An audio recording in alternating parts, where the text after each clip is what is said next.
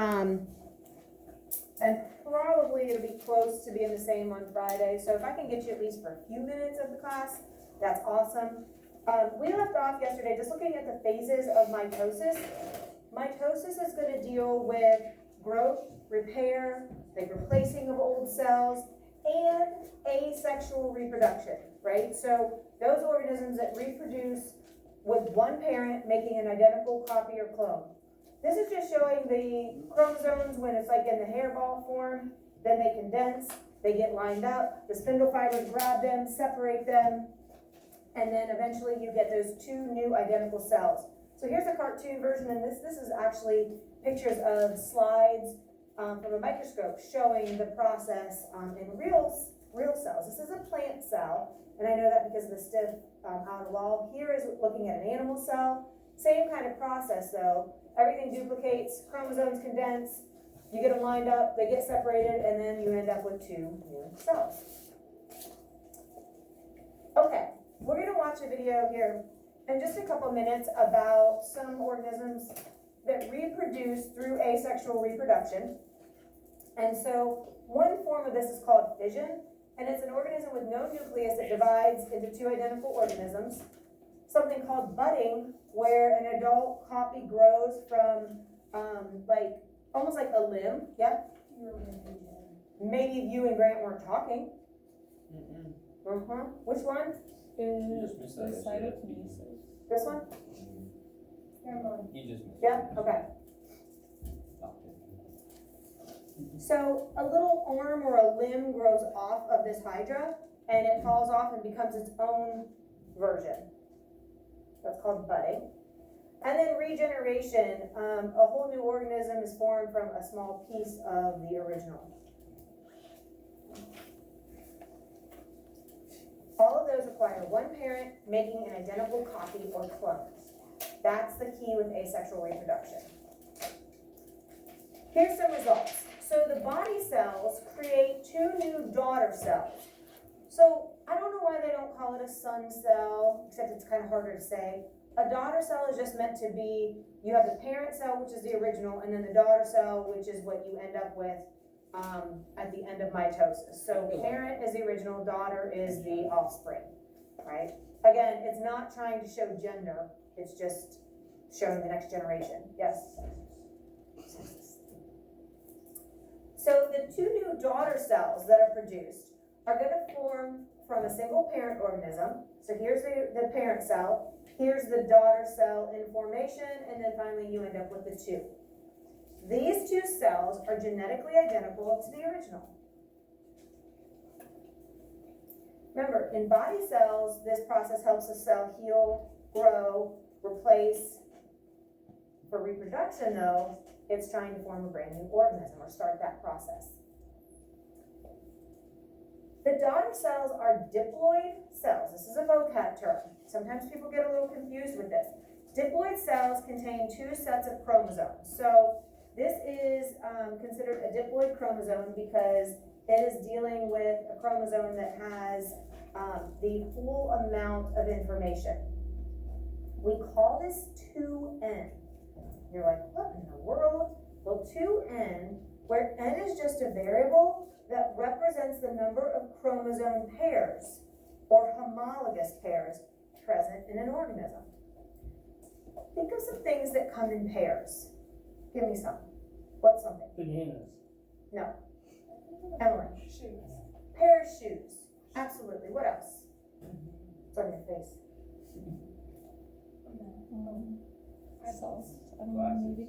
Pair of socks. Pair of glasses. You have socks on your face? No. Okay. You have a pair of eyes, so you have a pair of glasses. So do you really have two glasses?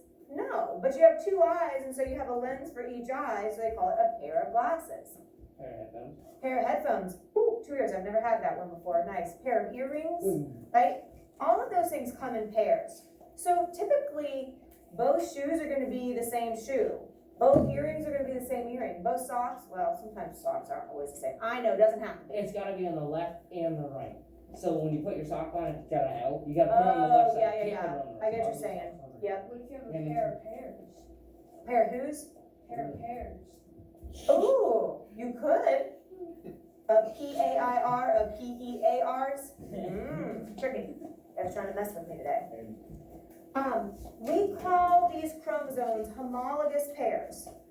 What this means is that on this chromosome, there are sections of genes that match. So like, here's hair color, eye color, hitchhiker's thumb, hitchhiker's thumb. The genes match up, all right? So this one might be like from a mother, this one might be from the father, okay?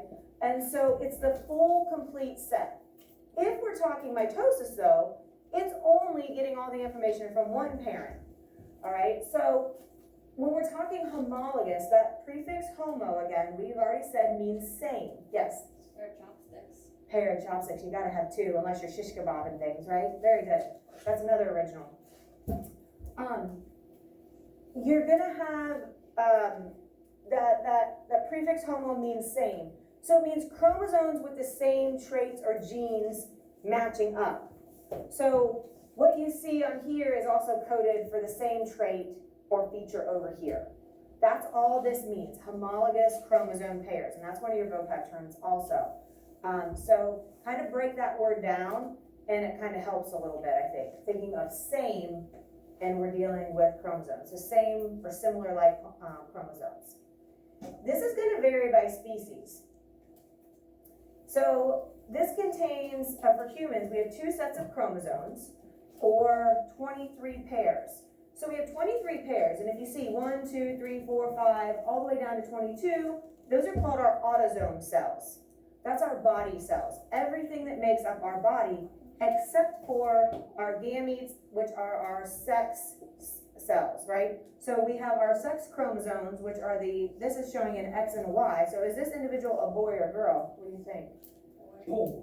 So boy, because there's a Y chromosome. If this was a girl, there'd be 2 X's. Now, not to like put anything out there, but look how much more information's on the X girl chromosome. I'm just saying, lots of info there. All right, but there are 23 pairs. So it's like you have 23 pairs of shoes, but how many individual shoes do you have? You have 23 pairs. 46 total, okay? So you have 46 total chromosomes, but 23 pairs of those homologous or similar traded chromosomes, okay? Okay, something I want you to look at. If we're looking at the diploid number of chromosomes, so where's our humans? Right here. This is looking at the total number.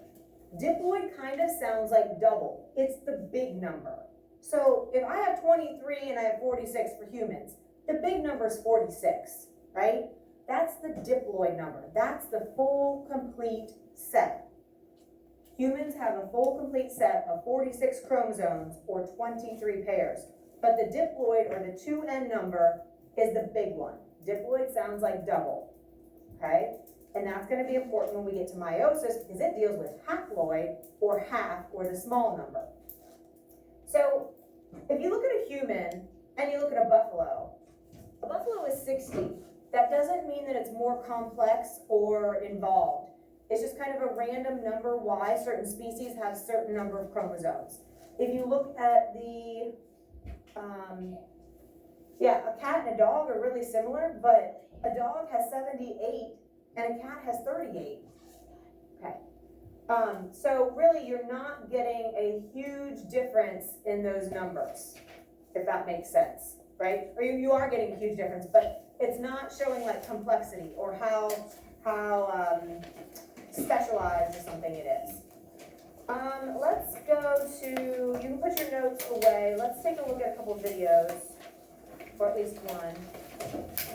Let's look at this asexual reproduction.